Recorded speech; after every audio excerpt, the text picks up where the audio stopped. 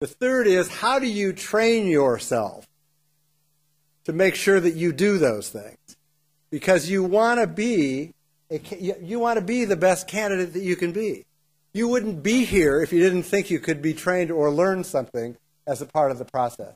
But there are many things that you can do as an individual candidate, from appearance to voice quality to the set of ideas and the language that you use that will make a favorable impression on people.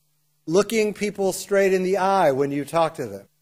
Making sure that you don't have a fish handshake when you shake their hand. Making sure that you have that when you're at a house party in a crowded room, that you're not looking over the shoulder of the person that you're meeting to see who's next in line. I mean, things that make the voter that you're talking to very important to you is an important part of the conversation that Newt was talking about. But in addition to that, practice.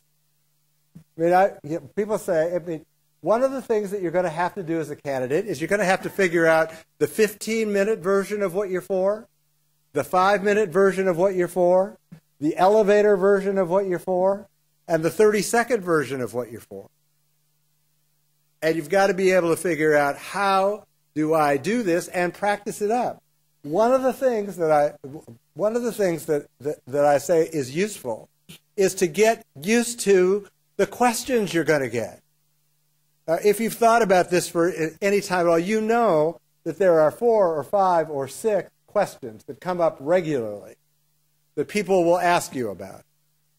What you want to do is, first off, just take a simple tape recorder and record your answer, and then just set it aside for a while. Pick the 5 toughest questions that you're going to have to answer, and record what your answer is. Set it aside for 2 days, and then play it back and say, am I convincing in this?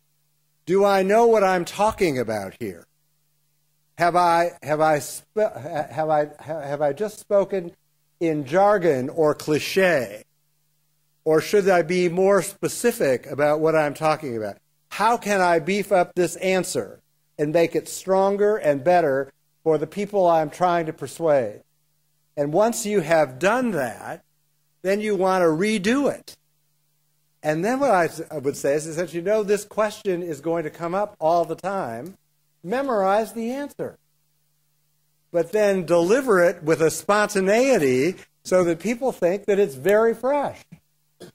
But I don't want to say it's a trick, but it is a technique that can work, that can demonstrate, 1, your experience and expertise, 2, that you know what you're talking about, 3, that you are using language that they understand and that they use in their everyday life, and 4, that you are likable when presenting this information so they're likely to want to listen to you. And that requires work, study, and rehearsal. And you need to kind of build that in to your candidate schedule. So training, I think is important.